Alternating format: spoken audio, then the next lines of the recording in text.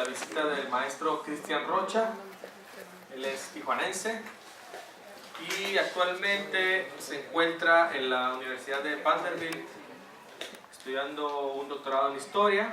Ahí mismo en la Universidad de Vanderbilt hizo su maestría en Historia, de la cual egresó en 2014, y su tesis fue Boomtown Modernism, Urban Planning and Crisis Management en Tijuana, México, from 1960 to 1982.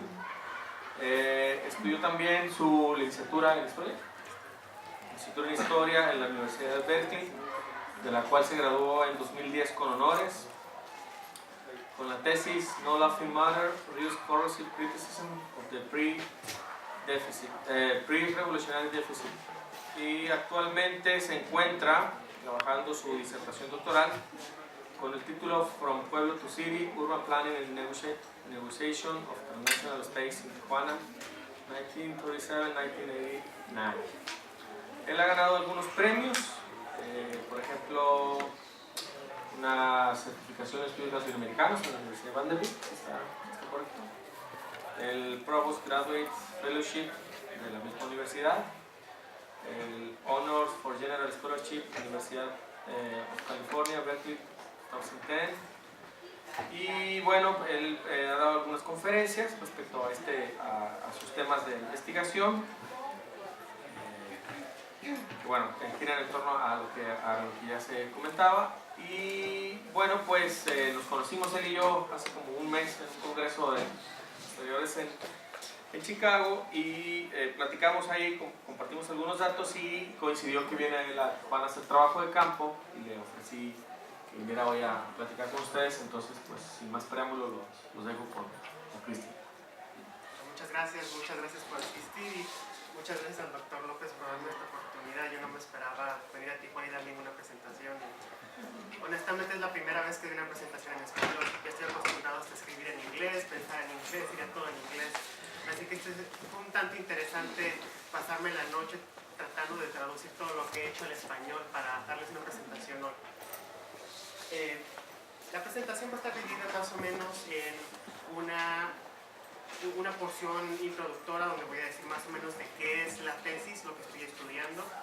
Una segunda sección que es más que nada cómo se relaciona a la historiografía, a la literatura que existe actualmente, y finalmente les quiero dar algunas conclusiones a las que he llegado recientemente. Y estas son conclusiones preliminares, no es nada final porque mi investigación no ha acabado. Todavía tengo que acabar mi estudio de campo aquí en Tijuana y regresar a la Ciudad de México a revisar los archivos una vez más.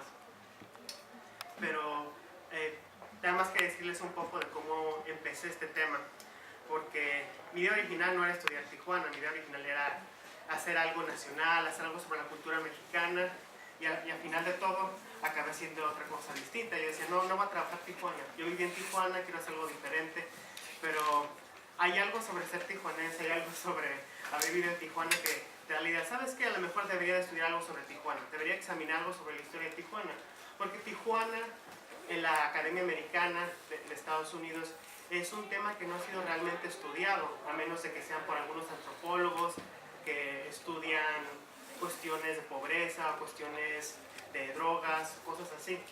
Pero en historia ha sido bastante ignorada. Y pues esta es una muy buena oportunidad para hacer un estudio sobre Tijuana, sobre la historia de Tijuana, especialmente en el siglo XX. Bueno, mi tesis se titula provisionalmente De pueblo a ciudad, e investiga el crecimiento de la ciudad en un contexto local, nacional e internacional, y examina cómo la planeación urbana se convirtió en un tipo de nexo en el cual la federación, urbanistas y la población de Tijuana en sí se encontraron en un proceso que a veces era de negociación, pero a veces era de conflicto. En otras palabras, la planeación urbana tuvo un impacto sociopolítico fundamental para Tijuana. En Tijuana la planeación urbana es muy importante en cómo Tijuana se ha desarrollado. Grupos sociales y políticos se movilizaron de tal manera de proteger sus intereses, ya sea a nivel local o nacional. Y ejemplos de esto puede ser, por ejemplo, ejidatarios que se movilizaron para defender lo que habían sido sus tierras o para que les dieran una mejor indemnización después de que hubo una expropiación para pues realmente para construir la universidad y el aeropuerto y todo esto del área de Otay, que era un ejido, los ejidos Tampico y Chilpancingo. También vemos a un gobierno que está preocupado por la cuestión política nacional.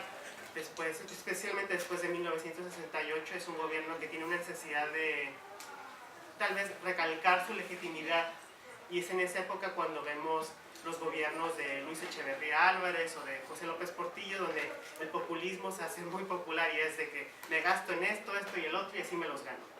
Y realmente es la época en la que se construye la zona Río en Tijuana.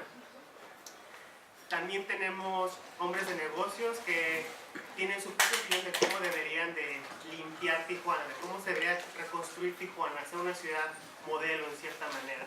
Así que tenemos todos estos grupos que tienen su propia idea de cómo debería ser Tijuana, cuál es la visión propia de Tijuana. Y todos estos chocan cuando es el momento de reconstruir Tijuana. Y ese momento es realmente cuando se pone en acción el plan del proyecto de Río Tijuana. Y finalmente otro grupo que tenemos que considerar son los mismos urbanistas, la gente que diseñó lo que es realmente la zona del río. Porque el proyecto que ven hoy en día, que se construyó más o menos, porque no está construido como supuestamente lo iban a construir y todos sabemos que se inunda, que hay lotes baldíos, toda la cosa, viene de planes previos de los años 60 que eran mucho más idealistas en cierta manera. Son, por ejemplo, planes que se parecen un poco más a Ciudad Universitaria en el DF, o que se parecen más a Brasilia, donde todo está muy bien organizado, tienes todas estas áreas como segregadas, zonas segregadas donde todos los negocios van aquí y todas las zonas residenciales están aquí y todo está organizado y todo está simétrico. Y lo que realmente conseguimos al final, que es lo que se construyó, no es tan simétrico, no es tan planificado de esa manera. Y voy a tratar un poco de eso en esta ponencia. Ahora, la literatura, y esta parte la quiero hacer corta porque no creo que se me aburran y puede ser un tanto seca como dicen los americanos, pero yo creo que hablar de la literatura y cómo se relaciona este proyecto a la literatura en cierta manera explica cuáles son las connotaciones nacionales e internacionales de lo que ocurrió en Tijuana, porque hay cierta tendencia en Tijuana o al estudiar Tijuana en hacerlo algo regional, hacerlo algo local, pero lo que pasó en Tijuana sí tiene importancia nacional y tiene importancia internacional en cierta manera.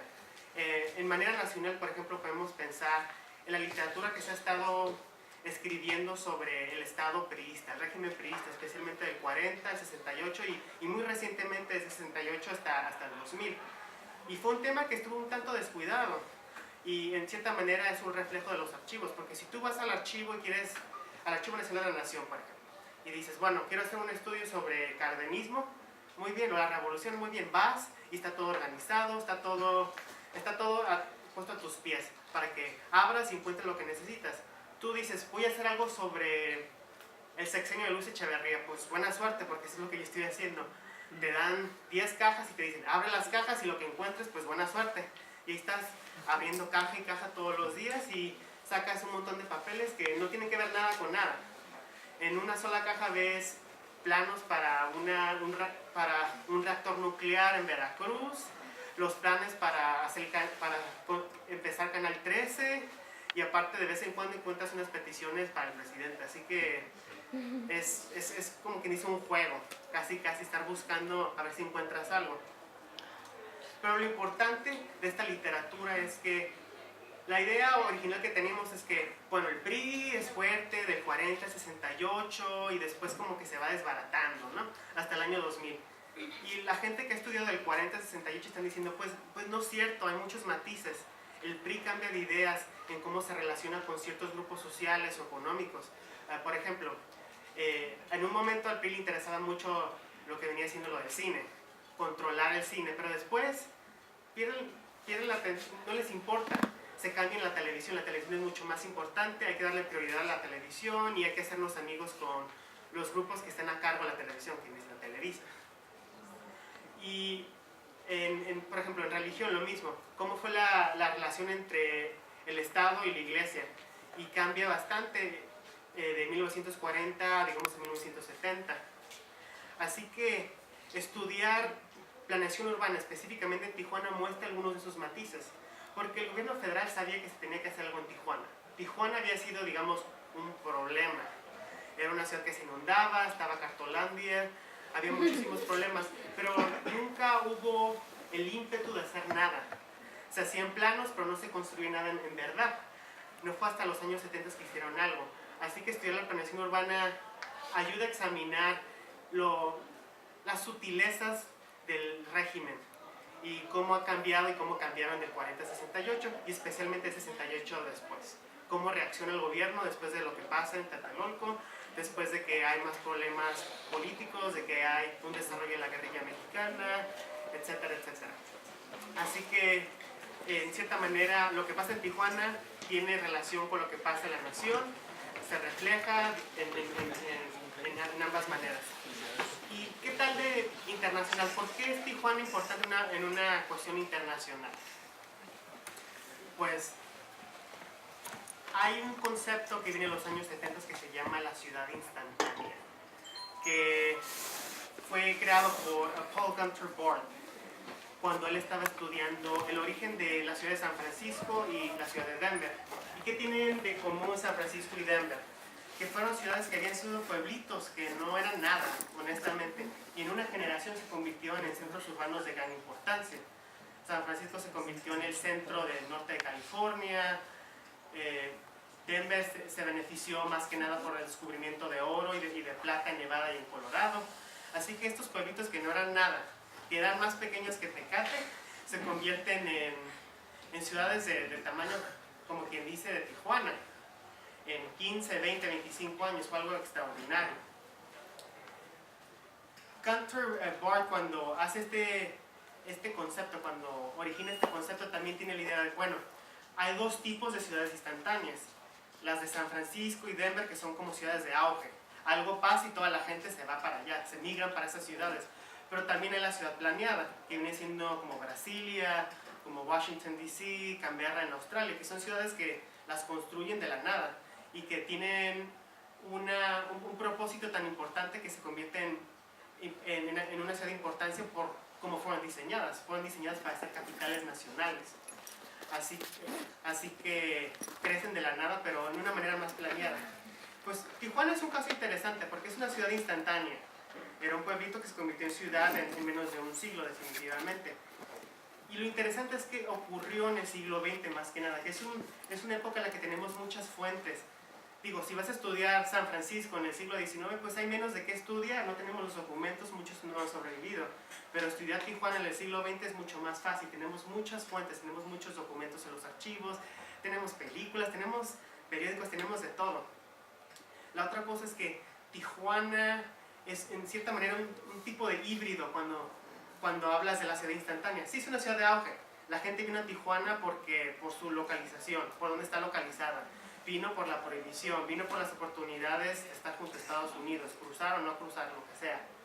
Pero también hubo un intento de urbanizar Tijuana, de crear una ciudad planeada dentro de Tijuana, lo que vendría siendo la zona del río. Así que Tijuana en cierta manera es una combinación de las dos. Y por lo tanto es un caso muy interesante si estudias, digamos, la ciudad global, que es un tema que tiene mucha resonancia hoy en día. Gente que dice, por ejemplo, debemos estudiar París porque París representa el ideal moderno del siglo XIX. O debemos estudiar, ya digamos, Nueva York actualmente porque representa X. O Mumbai en la India porque representa una ciudad con bastantes problemas en el tercer mundo. Y yo digo, pues tenemos que estudiar Tijuana porque Tijuana es una ciudad que está localizada en una frontera, es una ciudad instantánea y tiene de las dos cosas, una ciudad de auge y una ciudad planeada. Así que es un lugar muy interesante para estudiar y se debería de estudiar internacionalmente, no solamente a nivel local. Y aparte hay que considerar que todas estas ideas que usaron para planear Tijuana, para diseñarla, son ideas internacionales. Así que vemos como ideas como el modernismo, las mismas ideas que se usaban en Brasilia, se usaban en Tijuana en cierta manera. Así que lo que pasó internacionalmente en diseño es importante para lo que ocurrió en Tijuana en los años 70. Ahora, ¿sí puedo cambiar? Muy bien, esa es nomás una foto de Cartolandia. Honestamente no voy a cubrir mucho el tema, pero me pareció un buen enganche visual ponerlo de Cartolandia, y aparte ya pagué por esa imagen por los derechos de usarla y publicarla, así que la voy a usar hasta que pueda. Y si publico esto algún día, que espero que sí, de seguro va a ser la portada, porque me cobraron bastante caro en el archivo. El que sigue, por favor.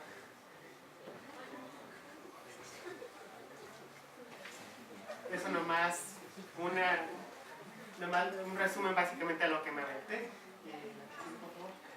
Vamos a hablar un poco más de las conclusiones preliminares, de lo que he encontrado. Y lo primero que hay que considerar es que el proyecto de Río Tijuana está realmente conectado a la situación política del país, especialmente la situación política del país entre los años 68 hasta el 82.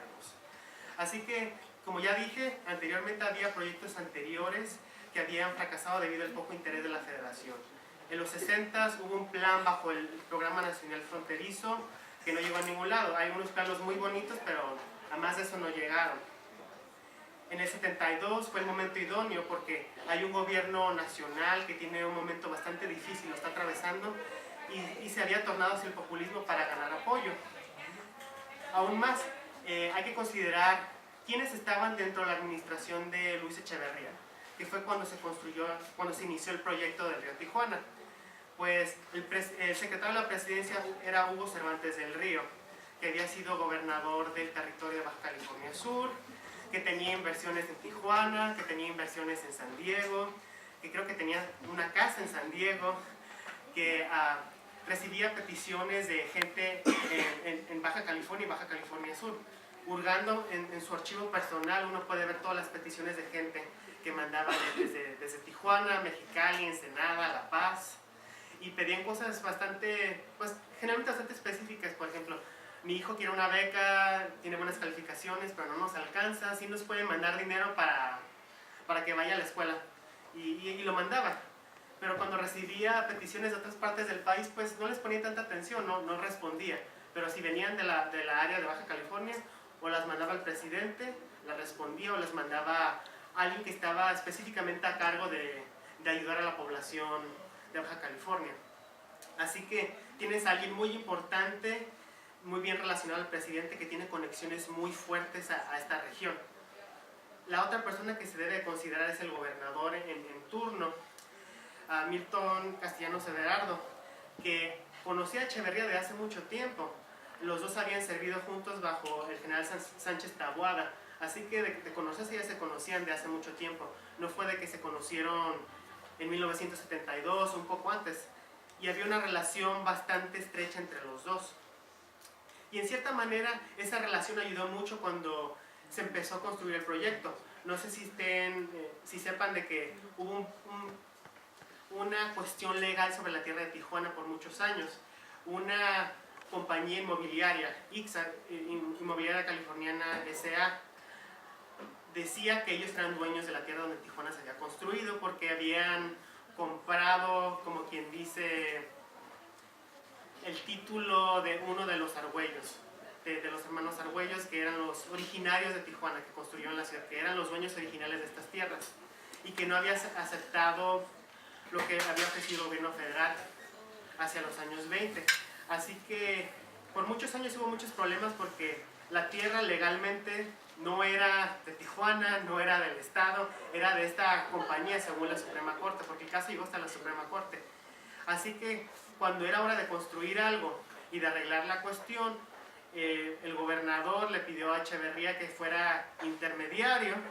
Se llevaron a la gente de ICSA a Palacio Nacional, fueron los representantes locales y llegaron a un acuerdo que fue como quien dice, le pagamos a ICSA para que se lave. Y lo que hicieron fue vender parte de lo que es el club campestre, lo vendieron, lo desarrollaron y con el dinero que sacaron de eso le pagaron a ICSA y con eso se acabó el problema. Y por fin pudieron construir lo de la zona del río y la cuestión legal sobre las tierras de Tijuana pues se solucionó. ¿Sí puedes construir?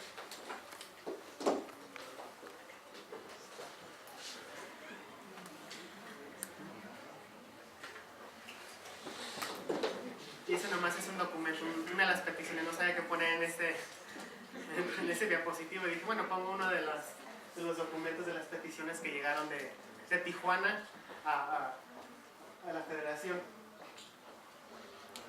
La segunda cosa que considerar es que los actores locales sí tienen cierta influencia. No es que sean totalmente débiles o que esto sea completamente un proyecto federal. Que viene la federación y dice, esto hacemos y esto es lo que van a hacer y se aguantan. La acción local, en cierta manera, había tratado de construir algo en el río. Después de que el territorio se convirtió en estado libre y soberano, hubo un intento de canalizar el río. Y no llegó a mucho porque se metieron en problemas con la gente que vivía junto al río y el estado dijo, bueno, no vamos a hacer nada. Y en 1970 hubo un segundo intento, hasta se hizo un plan. Hay un plano de cómo se iba a ver Tijuana, que es en cierta manera una versión muy, muy básica de lo que hicieron en la zona del río. Pero tampoco llegó a nada, porque alguien llegó a la realización que el Estado no tiene ningún control sobre el río. El río Tijuana cruza la frontera, es un río internacional. Es un río que se rige bajo un tratado de 1944. Así que todo lo que se le haga al río que tenga que afectar el flujo del río, se tiene que hacer en una manera binacional. Se tiene que ir a una organización que está a cargo de mediar todo eso, que esté de mediador. Así que el Estado no era el Estado de Baja California no tenía ningún fundamento legal para ir de representante a pedir de que por favor nos dejen hacer esto. Así que la federación en sí era la que tenía que haber ido y pedir permiso para construirlo de la zona del río, porque construir un canal en el río Tijuana cambia el flujo. El flujo que llega a San Diego va a ser distinto una vez que se construye un canal. La otra, aún así, los actores locales fueron importantes. Como ya dije, ICSA, el problema de las tierras en Tijuana. Fueron los empresarios locales y el Colegio de Abogados del Estado quienes pusieron la defensa para impedir o tratar de batallar con ICSA en las cortes. En cierta manera un grupo de empresarios se reunieron, hicieron una camarilla de empresarios y ellos fueron los que hablaron con el Club Campestre y convencieron al Club Campestre que, bueno, vendan estas partes del club y que con ese dinero le pagamos a ICSA. Así que en cierta manera ellos tuvieron cierta resonancia. Y los otros grupos locales a los que tenemos que considerar es prácticamente a estos grupos más populares. Movilizaciones de grupos populares que estaban en contra de ciertas ideas que se iban a hacer con el proyecto del río Tijuana. Como ya mencioné, los ejidatarios del ejido Chilpancingo, del ejido Tampico, que bloquearon calles, tomaron tierras, mandaron representantes a la Ciudad de México. Hay cientos de documentos de peticiones que mandaron a la capital y más que nada lo que querían era que la indemnización se les diera al cash, en efectivo, porque como les querían pagar por sus tierras era un proceso un tanto arcaico que la verdad pues era un robo de las tierras, cómo se las iban a disque pagar. Así que estuvieron batallando unos 10 años hasta que les dieron su dinero y desafortunadamente para un gran grupo de los ejidatarios, muchos de ellos eran bastante mayores y eran de la tercera edad, así que no tenían mucho tiempo para esperar a que les dieran su dinero y para invertirlo. Otro grupo que tenemos que considerar es a la gente que compró las tierras en la zona del río, porque fue un gran proyecto inmobiliario. Las tierras que se recuperaron del río se vendieron. Y esta gente que compró las tierras tiene mucho control sobre lo que ocurre en esas tierras, que me lleva a mi punto número 3, que es el fracaso de la visión, porque había una visión original bastante idealista de que iba a ser muy bonito, que iba a ser como Brasilia, que iba a ser algo muy bien planeado. Y lo que vemos hoy en día, uno va a la zona del río y ves esta mezcla tan bizarra, tan interesante de estilos arquitectónicos, un edificio que parece muy de lujo junto a un espacio que no ha sido desarrollado, que está lleno de basura o algo. Es esta ironía o estos pedazos de tierra en una locación bastante privilegiada que no fueron desarrollados hasta hace 2-3 años. Y eso nos lleva a la cuestión económica. Tenían que sacar dinero de este proyecto. El proyecto tenía que ser autofinanciable, lo que en sí hizo que vendieran las tierras y que hubiera menos control sobre lo que se construyera en las tierras que vendieron. El plan original es que no iba a haber ninguna residencia, ningún desarrollo residencial o de vivienda en la zona del río. Iba a ser completamente comercial, de instituciones federales y estatales. Pero la necesidad fue tanta que tuvieron que, por ejemplo, construir el Infonavit, que está casi pegado a la línea, y otros desarrollos inmobiliarios por toda la zona del río, por la necesidad financiera. Los inversionistas que compraron las tierras, muchos de ellos las compraron al crédito, que a largo plazo fue un problema. Si uno ve, por ejemplo, los mapas, hay planos donde te enseñan quién compró las tierras y cómo las pagaron. Si las compraron en efectivo, si las compraron a crédito en dólares o en moneda nacional. Y si ves, por ejemplo, lo que se desarrolló en esas tierras, puede ser, por ejemplo, los que compraron en efectivo fueron los que tuvieron dinero o los recursos para desarrollar esas tierras y en 2, 3, 4, 5 años ya tenían algo construido ahí. Y son donde tienes torres de inmobiliarios o lo que sea. Y después, por ejemplo, hay un pequeño terreno que está detrás del Camino Real, prácticamente donde acaba el Boulevard Cuauhtémoc y que se hace el puente para cruzar el río, que hasta hace unos 3, 4 años pues no estaba usado, la verdad. Hoy en día hay un Oxxo que acaban de construir ahí. Y me pregunté, ¿cómo es posible que ese terreno que esté detrás, que esté tan cerca de toda esa área comercial, que esté tan cerca de la Plaza Río, haya estado tan abandonado por tantos años?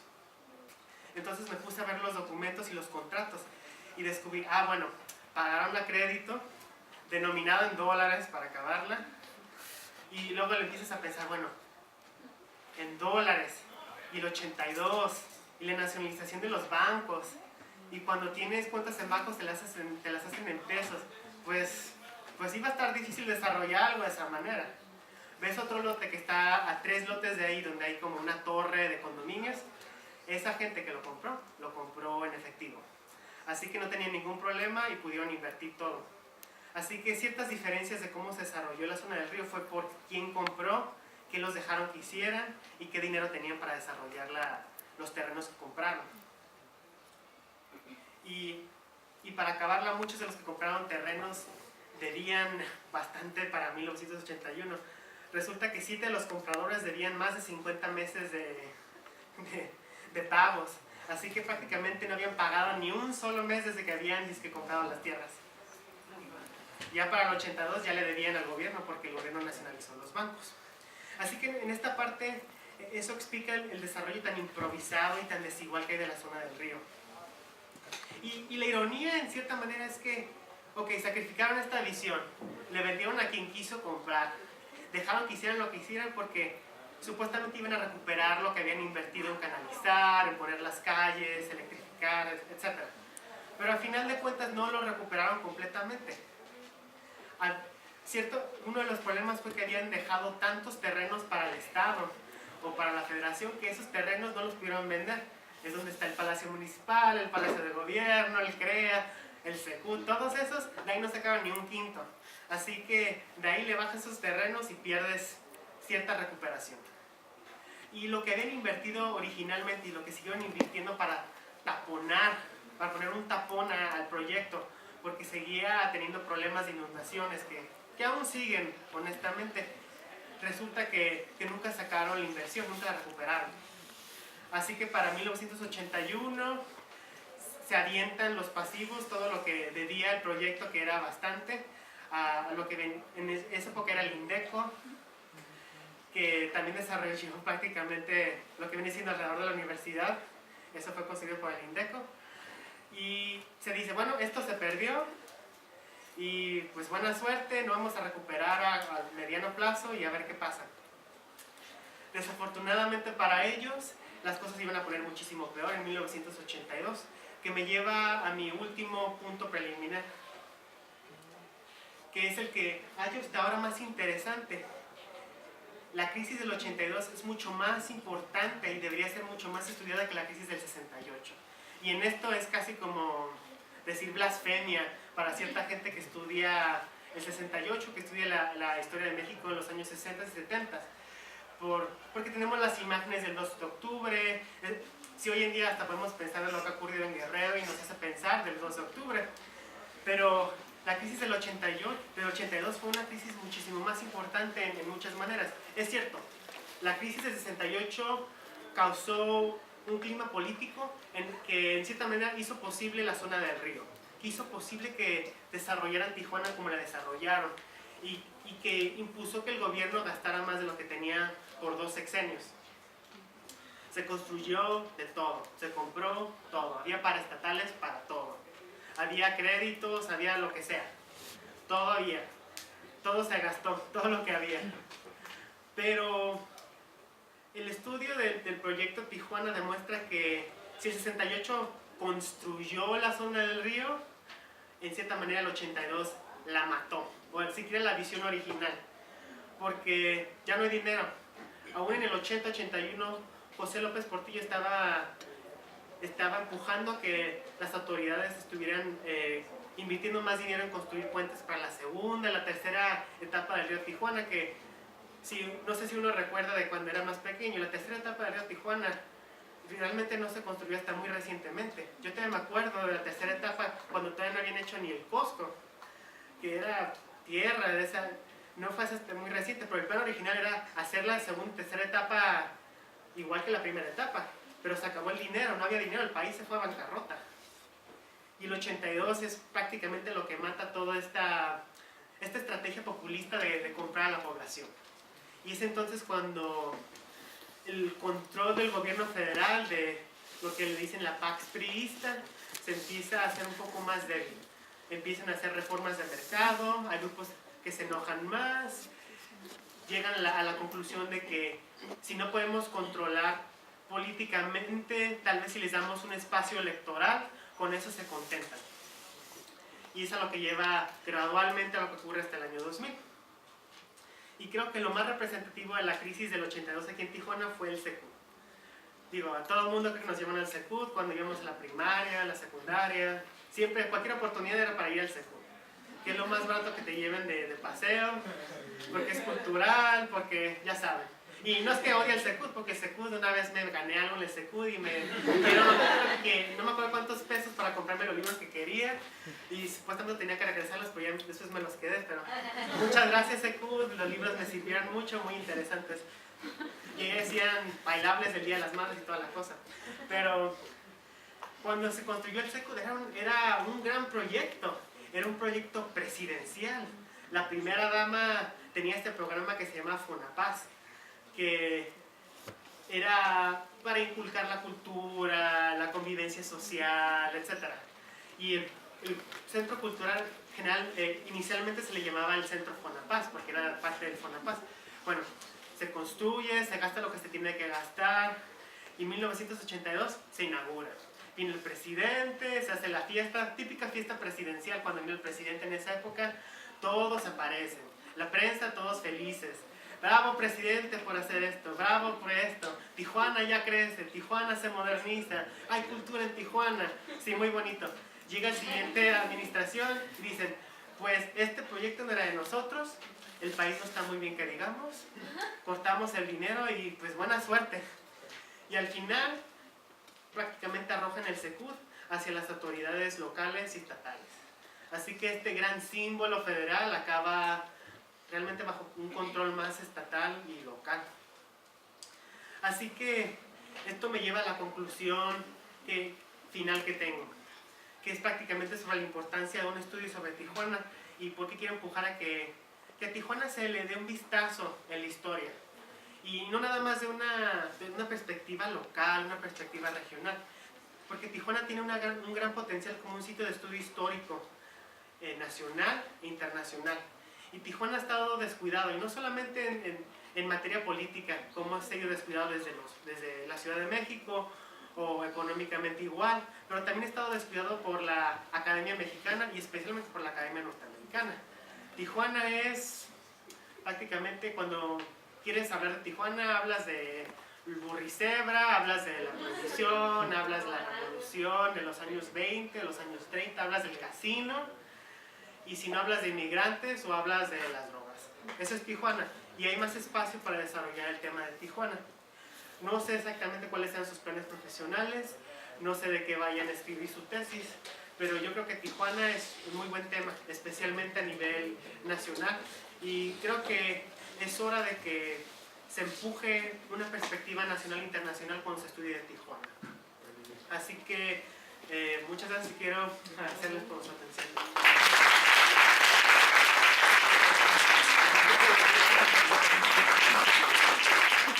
Muy bien, vamos a abrir un espacio de preguntas y respuestas. No sé si alguien tenga alguna duda, levante la mano y lance la pregunta. Vea. Acerca de la investigación que hiciste acerca de la ciudad, ¿qué fue lo que te pareció más interesante, lo que rescatarías de tu presentación? Bueno, es interesante que me preguntes eso, porque cuando yo inicié el proyecto, era un proyecto cultural y ya tenía una idea de lo que supuestamente iba a encontrar. Dije, voy a hacer un estudio sobre cómo la Federación hizo un proyecto en Tijuana para mexicanizar la frontera, para atraer la frontera hacia el centro. Y lo que encontré fue completamente distinto, esa no era la cuestión que estaban pensando. Lo que me llamó mucho la atención fue más que nada el cierto desinterés que tenían las autoridades sobre los problemas sociales. Porque uno piensa, van a canalizar para rescatar a la gente en Cartolandia, para mejorar la ciudad, para hacer todo esto. No, no es cierto. Vas al archivo histórico del agua y ves todos los documentos y ya sabían de todo eso y decían, en Tijuana hay inundaciones. Esta gente que vive en Cartolandia pues se va a morir cuando hay inundación.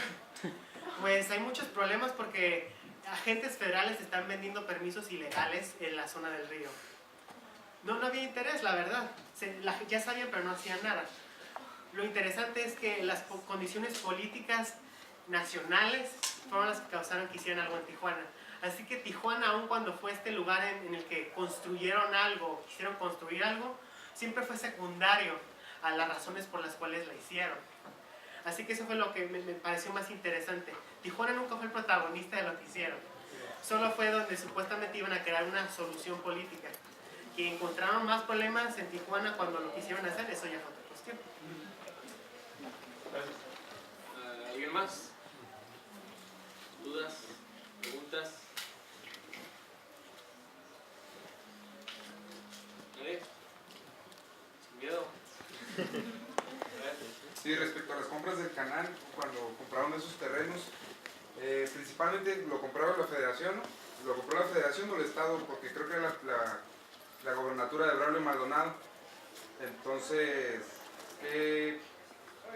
mi duda es como ¿qué proceso hubo? En la compra mencionaste eso, sí, que fue un proceso, pasaron 10 años para pagarlo, pero ahí, por ejemplo, hay muchas versiones. Sí. Respecto a eso, hay una que dice que fueron como un poco violentos, que llegaron los famosos chemitas, etcétera, etcétera, por parte del Estado y los querían desalojar a la fuerza. O sea, ¿qué otras cosas hubo así un poco más específicas? Pues legalmente, cualquier tierra que toque el río Tijuana es zona federal.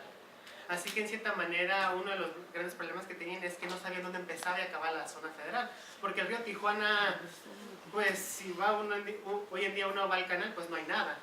Pero las inundaciones, si se acuerdan del 93 o de algunas otras inundaciones, pues el río Tijuana puede ser bastante grande, inunda todo. Y todo lo que tocaba el agua era parte de la federación.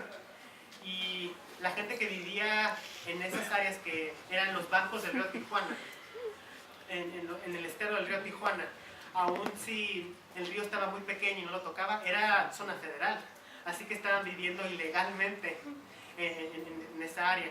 Y mucha del área que fue reconstruida, desarrollada durante el proyecto del río Tijuana es esa misma área. Cuando se canaliza el río, se recupera toda esa tierra.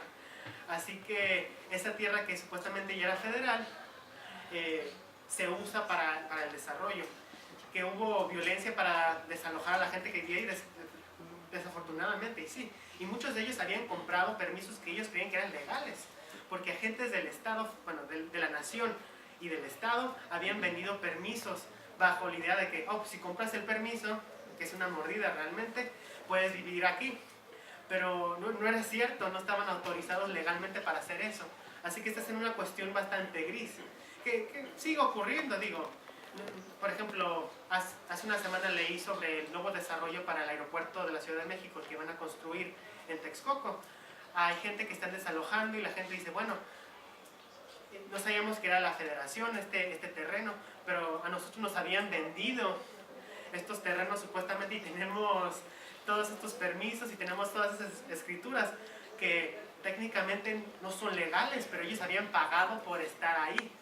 Así que llegas a esta cuestión que crean bastantes problemas y después reubican a esta pobre gente hasta bien lejos, a los famosos reacomodos que están en condiciones sociales y urbanísticas igual que Cartolandia, digo, no les invirtieron ni un peso.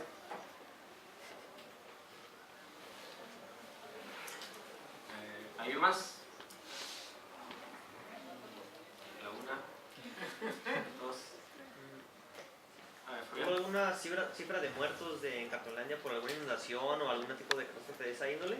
Todavía no las he encontrado, sigo buscando. Quiero saber. Bueno, es que con mis familiares cuando hablo me dicen, no, bueno, supe que estuvo muertos cuando los sacaron de Cartolandia y todo eso, pero no he encontrado los documentos todavía que digan cuántos muertos hubo, si hubo muertos con inundaciones. Lo que sí sé es que sí hubo muertos en una inundación en el 74, que el río subió de tamaño y había gente que todavía no la habían quitado y sí hubo destrozos y la ciudad fue destrozada en el 74. Ya cuando habían empezado la construcción del río, el centro se inundó, las calles un lodazal, que tuvieron que mandar gente desde la capital y fondos desde la capital para reparar todo, porque la ciudad hizo destrozada. Pero del número de muertos, la verdad no. Y es difícil, hasta las inundaciones del 93 supo que hubo muertos, pero no he encontrado la cifra de cuánta gente murió. Así que la verdad no tengo un número exacto, desafortunadamente. Ojalá lo encuentre, pero como está el archivo, como está, quién sabe. Un acontecimiento importante en 1968 o en la gobernatura de Jeff Ordaz que tenga auge en la ciudad de Tijuana, que puedas mencionar. Bueno, hubo una controversia por las elecciones locales, así que sé, por ejemplo, que un grupo de mujeres panistas se fueron hasta la capital, más o menos al mismo tiempo que está el movimiento estudiantil. Así que Tijuana en sí no era completamente pacífico, pero a comparación de lo que estaba ocurriendo en la capital era un lugar un poco más tranquilo políticamente, aunque sí hubo controversias con las elecciones del 68. Y creo que hasta, por ejemplo, ex políticos priistas dicen sí, hubo irregularidades con las elecciones, porque supuestamente el PAN había ganado y no el Congreso Estatal no aceptó los resultados y pusieron un gobierno como provisional para no darle control a la oposición. Una pregunta de... Nada más primero. Bueno, mencionas que fue una catástrofe, ¿no? La urbanización y todo esto en cuanto a los planes. Dentro del discurso político con el cual se planeó, ¿hay algún punto rescatable que digamos, bueno, este sí cumplió casi todo lo que se menciona, o de plano sí se le salió de las manos por completo? Yo creo que en cierta manera, ciertas de las cosas que construyeron ellos siempre dijeron que fueron buenas. Y, por ejemplo, ya para el 81-82 ya era obvio que había algunos problemas con la urbanización. Ya había habido inundaciones para ese tiempo, ya era obvio que el desarrollo no era el adecuado, ya era obvio que algunos de los inversores que habían comprado los lotes no los estaban desarrollando como debían, pero siempre encontraban algo bueno. Y, por ejemplo, en el 81-82 fue el Secut. Construimos un centro cultural, estamos trayendo esto a la frontera, los americanos van a cruzar a ver el Secut, van a venir a ver las películas, esas IMAX al Secut porque no hay en San Diego, van a venir a ver la cultura. Es como una pequeña semillita para un turismo más cultural, menos inmoral. Y siempre encontraban cosas así, o el CREA, lo que fue la Casa de la Juventud. Pues ya tenemos instalaciones deportivas para la juventud de Tijuana, algo moral, saludable, así que siempre encontrar algo para rescatar. Y en cierta manera el hecho que hayan construido el canal para ellos fue un éxito, porque fue la demanda más importante que hubo localmente hacia la federación. Tenemos que canalizar el río, tenemos que hacer algo sobre el río. El río debe ser controlado. Así que el hecho que hayan construido el canal, que perfecto no es, siquiera que lo hayan construido para ellos fue un éxito. Sí que si hay bueno, otra vez de estadística, de saber si hay una cantidad de personas que se sabe que vivían ahí, si era una cantidad importante de personas o eran bastante reducidos los que vivían en el río, en Cartolandia. Yo lo que leí supuestamente de la Secretaría de Recursos Hidráulicos, que estaba realmente a cargo de eso porque estaba junto al río, es que ellos estimaban 1000 familias. No tienen un número específico del número de gente, pero decían unas 1000 familias viven en Cartolandia. Así que ese es el número que ellos manejaban. ¿Quién más? ¿Alguien más? ¿Preguntas? ¿Verdad? Muy bien. Bueno, pues vamos a darle un aplauso a...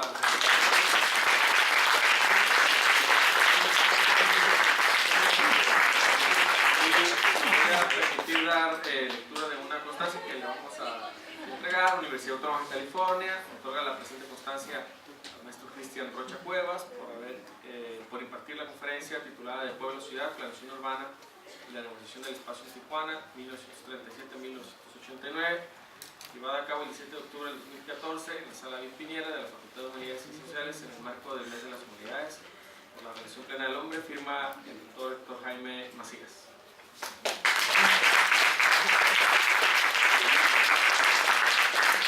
Muy bien, pues muchas gracias a los que se dieron el tiempo de asistir, a los que vinieron a la hora de clase, a los que vinieron también a la hora de clase, muchas gracias. Y esperamos pues, que les haya gustado, y por ahí todavía hay algunas otras actividades del mes de las humanidades también para que las consulten y asistan. Buen día.